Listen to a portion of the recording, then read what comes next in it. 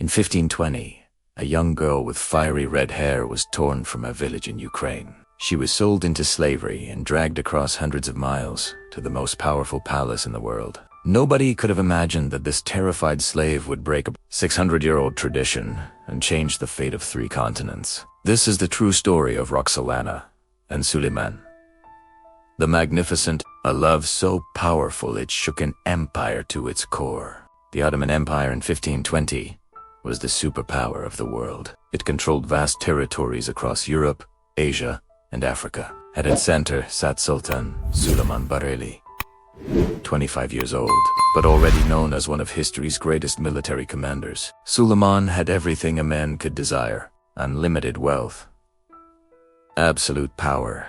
Hundreds of the most beautiful women in the world lived in his harem, waiting for a single glance from him. Yet the empire followed one sacred rule that had never been broken. Sultans never married. They could have as many concubines as they wanted, but taking a legal wife was strictly forbidden. This law existed for one simple reason: to prevent any woman from gaining too much power over the throne. For 6 centuries, every Ottoman sultan had followed this tradition without question. Until Roxelana entered the palace. Her real name was Alexandra Lisovska. She came from a small town in what is now western Ukraine. In 1520, Crimean Tatars raided her village during one of their frequent slave raids across Eastern Europe. Alexandra was approximately 15 years old when she was captured. Historical records suggest she came from a modest but respectable family, possibly with ties to an Orthodox priest. Everything she knew was destroyed in a single day. She was taken to a slave market and eventually sold to the Ottoman palace. The journey itself was brutal.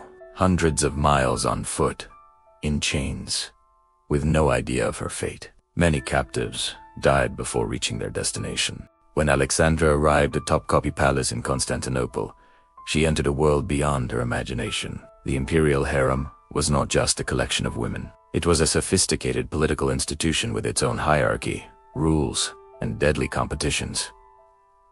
The harem housed hundreds of women. Most would never even see the Sultan. They spent their entire lives in service, hoping for a chance to be noticed. The few who did catch the Sultan's attention competed fiercely for his favor.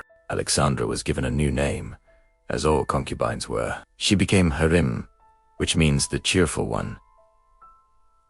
The Venetian sources would later call her Roxelana, meaning the Ruthenian woman, and that is the name history remembers. Roxelana was different from the other women in the harem. She had pale skin, striking red hair, and green eyes that were unusual for the region. But it wasn't just her appearance that caught Suleiman's attention. She was intelligent, witty. She could make him laugh, something rare in the rigid formality of court life. While other concubines competed with beauty and seduction, Roxelana offered something more valuable: companionship and intellectual stimulation. Historical accounts describe her as having an exceptional gift for conversation. She learned Turkish quickly and studied poetry. She understood politics and was not afraid to express her opinions. This was dangerous in a place where women were expected to be silent and obedient. Suleiman was captivated. Within a short time, Roxelana became his favorite. But the palace already had a first concubine, a woman named Mahidevran Sultan, who had already given Suleiman a son, an heir. Prince Mustafa. Mahidevran had held the position of the Sultan's favorite for years. She expected to remain the most powerful woman in the harem for the rest of her life. The arrival of this young slave girl from Ukraine threatened everything she had built. The rivalry between Roxelana and Mahidevran became one of the most dramatic conflicts in Ottoman history. Palace records and diplomatic reports from the time are filled with accounts of their bitter feud. According to historical sources, the conflict sometimes turned violent. There are reports of a physical confrontation between the 2 women, after which Roxelana refused to appear before the Sultan with visible marks on her face. This forced Suleiman to acknowledge the depth of the problem. Suleiman made a shocking decision. He removed Mahidevran from the palace entirely, sending her to govern a distant province with her son Mustafa. This was unprecedented. The mother of the eldest prince, the presumed heir, was essentially exiled. Roxelana had won the first battle, but her ambitions went far beyond simply being the Sultan's favorite. Between 1521 and 1531, Roxelana gave birth to 5 children. 4 sons and 1 daughter. This was extraordinary. Traditionally, concubines were expected to bear only 1 son to prevent succession conflicts. Roxelana broke this rule completely. Having multiple sons gave her enormous leverage. Each of her boys was a potential heir to the throne. This meant she could not be easily dismissed or forgotten like other concubines once they had served their purpose. But Roxelana wanted something more. She wanted to be Suleiman's legal wife. This had never happened in Ottoman history. The last sultan to marry had been Bayezid I, over 200 years earlier, and that marriage had ended in disaster. The idea was revolutionary and dangerous. Court officials, religious leaders, and the sultan's own mother opposed it. Marrying a slave, a foreigner, and making her the legal empress would overturn centuries of tradition. Yet in 1534, the impossible happened. Suleiman married Roxelana. In a formal Islamic ceremony, she became Hurrem Sultan, the legal wife of the most powerful man in the world. The news shocked Europe and sent tremors through the Ottoman court. Foreign ambassadors wrote detailed reports about this unprecedented event. The Venetian ambassador noted that the wedding was celebrated with magnificent festivities, lasting several days. The Sultan had broken with 600 years of tradition for love. But this was not just a romantic gesture. It was a calculated political move. As the Sultan's legal wife, Roxelana gained immense power. She could no longer be easily removed or replaced. Her sons had a stronger claim to the throne than any other princess. Roxelana used her new position masterfully. She became deeply involved in state affairs, something unheard of for women in the Ottoman court.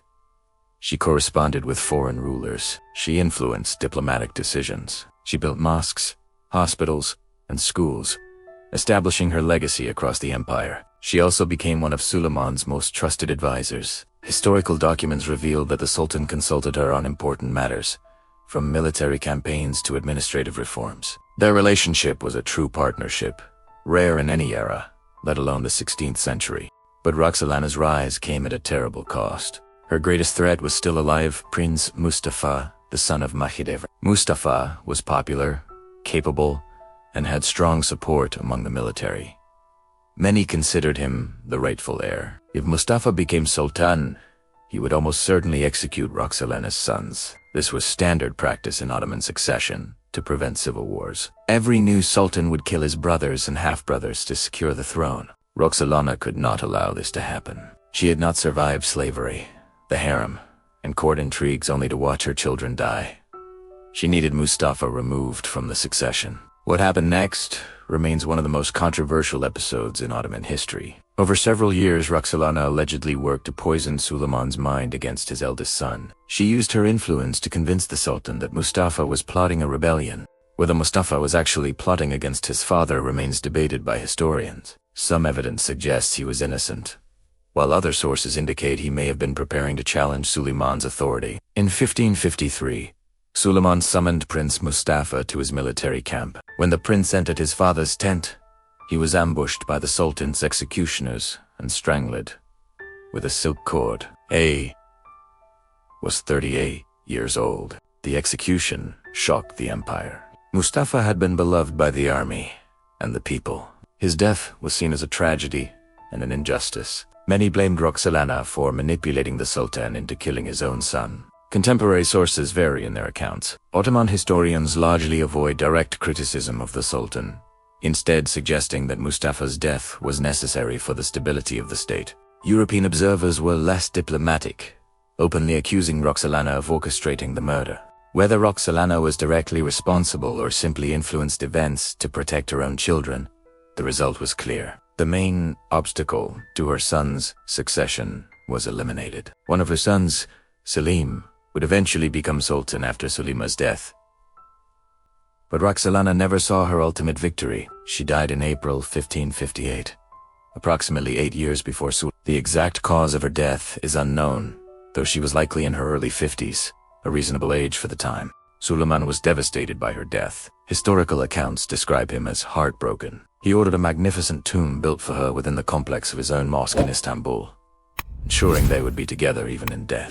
For the remaining years of his life, Suleiman never took another concubine or wife. This was extraordinary for an Ottoman sultan. He remained faithful to Roxelana's memory until his own death in 1566. Their love story became legendary across Europe and the Islamic world. Poets wrote verses about it. Artists created paintings. Diplomats included details in their reports. Fascinated by this unprecedented romance at the heart of the world's greatest empire. But Roxelana's legacy goes far beyond a love story. She fundamentally changed the Ottoman imperial system. After her, it became more common for sultans to marry their favorites. The harem's political power increased dramatically. Women began playing a much more visible role in court politics. Historians call the period following her death the Sultanate of Women, an era lasting over a century where mothers, wives, and daughters of sultans wielded enormous influence over the empire. Roxelana had opened a door that would never fully close.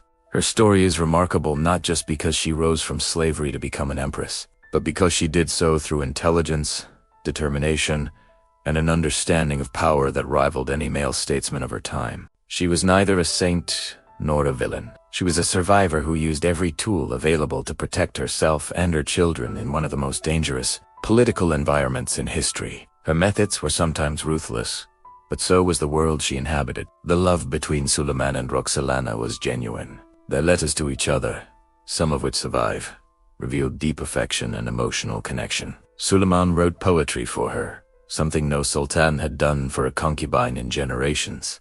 But their relationship was also strategic. Roxelana understood that love alone would not protect her or her children. She needed power, legitimacy, and political savvy. Suleiman understood that in Roxelana, he had found not just a lover but a partner who could navigate the complexities of empire.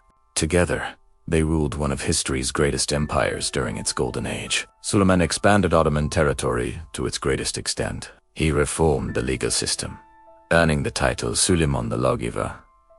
Among his own people, he patronized the arts and sciences, making Constantinople a center of culture and learning. And beside him, often invisible to history but always present, was the former slave girl who became his empress, the woman who broke 600 years of tradition and changed the course of history.